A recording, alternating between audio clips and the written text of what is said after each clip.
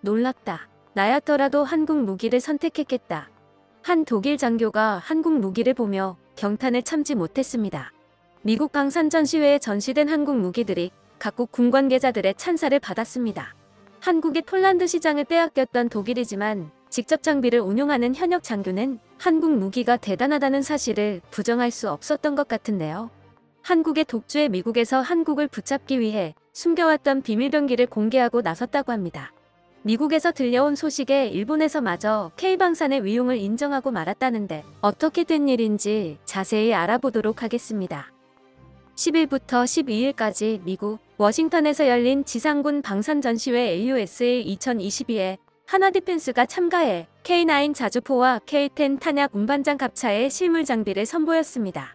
AUSA는 매년 미국과 독일, 영국 등 800여 개의 주요 방산업체가 참가하는 세계 최대 규모의 지상군 분야 방산 전시회로 세계 유수의 방산업체들의 첨단 무기들 사이에서 한국 무기들 역시 뜨거운 관심을 받았습니다. 러시아의 우크라이나 침공 이후 전 세계적인 군비 증강 열풍이 불고 있는 가운데 각국 방산업체들이 치열한 수출 경쟁을 벌이고 있습니다. 이 같은 방산 전시회는 방산기업 간의 소리 없는 전쟁터이기도 합니다. 수많은 전시관 중에서 한국의 첨단 기갑 차량들이 전시된 한화디펜스 전시관에 외국군 관계자들의 발길이 끊이질 않았다고 하는데요. 전시관을 찾은 한 독일 장교가 한국의 K9 자주포와 K10을 통한 완전 자동화 장전 시스템에 감탄했다고 전해졌습니다. 독일 장교는 K10 탄약 운반장 갑차를 가리키며 한화디펜스 관계자에게 얼마나 자동화된 것인가라고 물었다고 합니다. 한화디펜스 관계자가 K9 자주포와 연결하기만 하면 자동으로 탄약을 재장전할 수 있다고 답변하자 사람의 힘이 전혀 필요하지 않다는 말인가라고 다시 물었습니다. 이어 장갑차 운용에는 몇 명이 필요한가, 가격은 얼마인가 같은 질문을 쏟아내며 연신 감탄했다고 전해졌는데요. 독일 장교가 주목한 K10 탄약 운반장 갑차는 K9의 차체를 이용해 개발된 보급 차량으로 K9 자주포와 연결하여 로봇팔을 이용해 자동으로 포탄과 장약을 보급하는 게 가능합니다. 이 두 장비의 연계를 통해 포탄이 날아드는 전시 상황에서도 방호력을 갖춘 채로 전투 능력을 지속적으로 유지하는 게 가능합니다. 한국에서 개발한 세계 최초의 탄약 재보급 자동화 장비 체계이죠. 한국의 자주포 체계에 감탄하던 독일 장교는 폴란드가 K9 자주포를 도입하기로 한 것을 알고 있느냐는 질문에 잘 알고 있다. 다른 나라의 비슷한 무기 체계에 비해 3분의 1 정도 비용으로 우수한 성능을 갖췄다니 놀랍다. 내가 폴란드 군이었더라도 K9을 도입했을 것이다 라고 긍정적으로 답변했습니다. 기갑 차량의 종주국이라는 자부심을 가지고 있을 독일 장교가 한국 무기의 성능에 감탄하며 인정하지 않을 수 없다는 모습을 보여주어 우리 방산에 대한 자부심이 더욱 높아지고 있습니다. 한국이 독일 대신 폴란드에 전차와 자주포를 수출하게 됐을 때 많은 독일 사람들이 큰 충격을 받았었습니다. 유럽 방산 시장은 독일의 손아귀에 있었다고 해도 과언이 아니었는데 지구 반대편에 있는 대한민국의 엄청난 파이를 빼앗겨버린 것이니 말이죠.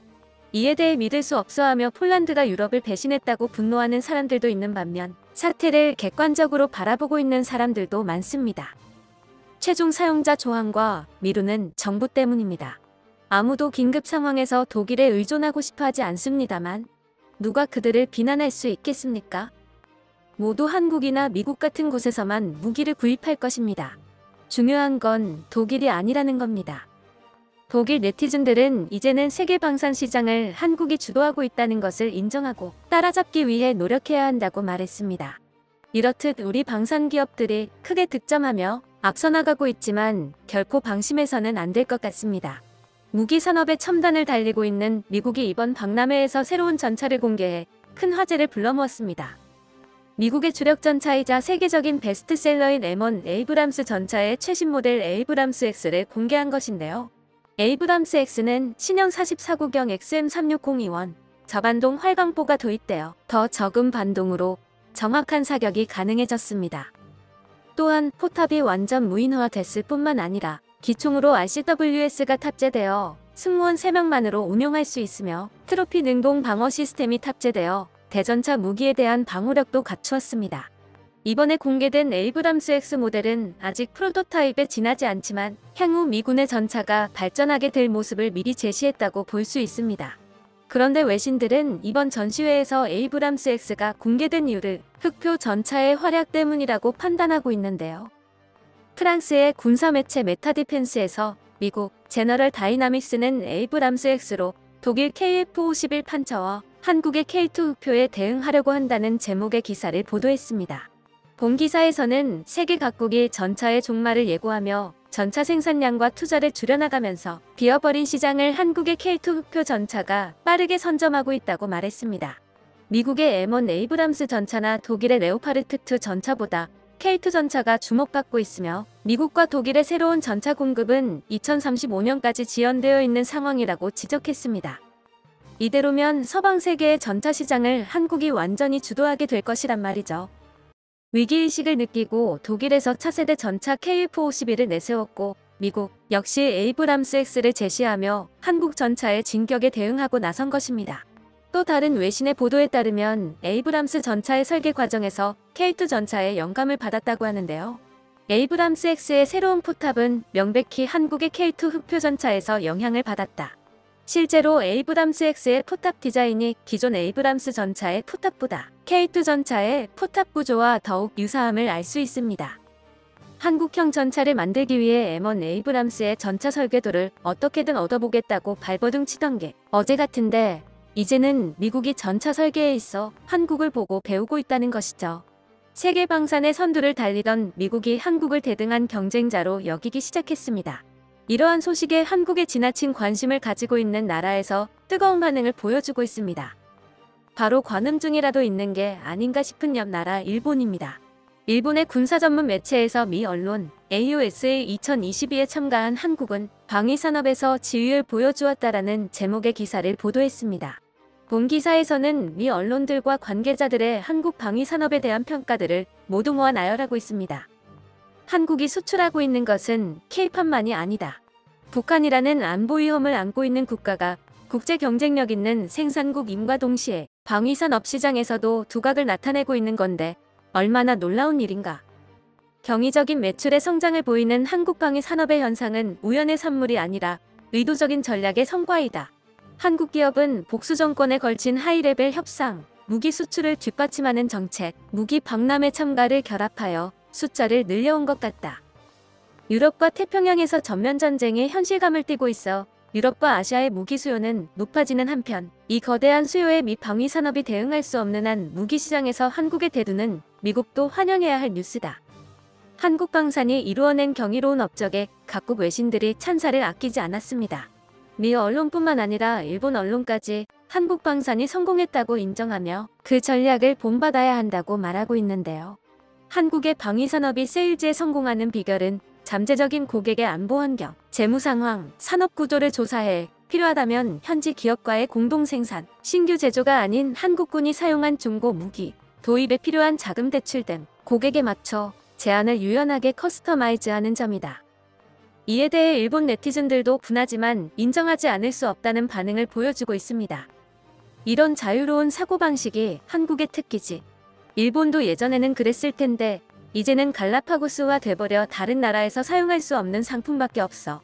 예를 들어 신칸센이 중국이나 대만 이외에 보급되지 않는 것은 일본형 시스템에 특화되어 있기 때문이지. 일본 무기는 실전을 거치지도 않았기에 다른 나라에서 사용하려 할지 의심스러워. 일본이 버블 경제 이후로 겸손함을 잃어버려 너무 안타까워. K9이나 레드백은 일본에 도입해도 좋을 것 같아요. 국내 생산으로 하면 공급면에서도 유리하고 그러면 혐한파에서 난리를 칠까요? 매출 3조가 사정거리 내라니 너무 굉장한걸. K-팝도 그렇지만 세계적으로 유명한 아티스트가 나오기 훨씬 전부터 각국의 언어로 번역하고 언어를 공부해서 꾸준히 판매하고 있었어. 무기 수출도 우크라이나 사태로 약진한 것 같지만 아마 훨씬 전부터 결과를 내기 위해 여러 시행착오를 겪었겠지. 일본이 무기 수출에서 출발선에 설 때쯤이면 적어도 나는 환갑 정도일까. 그동안 한국 방산이 잘 나간다는 소식을 한국 언론들이 편파적으로 조작해낸 거짓말이라고 믿고 있던 일본인들마저 해외 유수의 언론들을 통해 보도된 부정할 수 없는 사실에 입을 다물고 말았습니다. 현실을 직시하고 이제라도 노력해야 한다는 의견이 나오고 있지만 고착화된 일본 방산이 세계 시장에 진출하기란 사실상 불가능에 가까워 보이네요. 한국의 AUSA 참가에 대해 해외 언론들이 보도한 공통된 표현이 있었습니다. 떠오르는 방산 플레이어로서의 한국의 위상. 한국이 세계 방산 시장에서 라이징 스타라는 것을 모두가 인정하고 있는 것이죠. 아시아를 넘어 미국까지 뻗어나가고 있는 K방산이지만 방심은 금물일 것입니다. 세계 방산의 절대자였던 미국이 한국을 전력으로 상대해야 할 경쟁자로 인식하기 시작했으니까요. K방산이 정상에 올라설 그날까지 멈추지 않고 나아갈 수 있도록 한국 방산 기업들의 열렬한 지지를 보냅니다. 끝까지 시청해주셔서 감사합니다. 도움이 되셨다면 좋아요를, 다른 이야기도 궁금하시면 구독을 눌러주세요.